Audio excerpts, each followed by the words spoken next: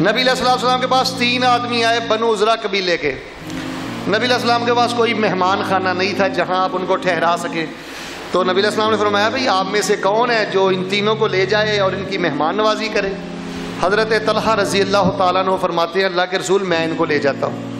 خیر وہ لے گیا, تینوں صحابی ان کے پاس ٹھہرے رہے. اللہ کا کرنا ایسے ہوا, ان میں سے نبی علیہ السلام نے ایک لشکر بھیجا, ان تینوں میں سے ایک چلا گیا, اس لشکر میں جا کے شہید ہو گیا. تھوڑے عرصے کے بعد نبی علیہ السلام نے ایک اور لشکر بھیجا, دو باقی تھے, ان میں سے ایک نکلا, اس لشکر میں وہ شہید ہو گیا. جو تیسرا بچا, حضرت طلحہ رضی اللہ تعالیٰ عنہ بیان کرتے ہیں کہ وہ نا میرے گھر بستر میں تبھی موت فوت ہو گیا. کہتے ہیں کافی دن گزرنے کے بعد 2 شہید ہو گئے کہ تبھی موت بعد میں فوت ہو گیا.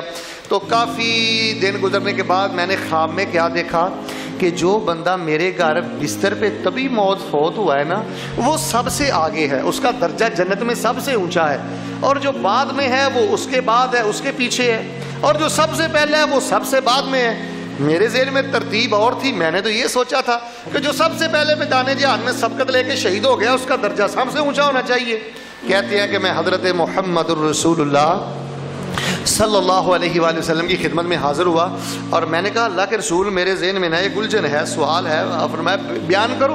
وہ کہتے ہیں میں نے خواب بیان کی تو نبی علیہ السلام فرمانے لگے اے طلحہ اصل میں بات یہ ہے, یہ جو صحابی تمہارے گھر میں کئی ماہ بعد تبھی موت فوت ہوا ہے نا, تو یہ نا اصل میں سبحان اللہ والحمد للہ ولا الہ الا اللہ واللہ اکبر, یہ اللہ تعالیٰ کی تسبیح بہت کرتا رہے, اللہ کی بڑائی بہت کرتا رہے.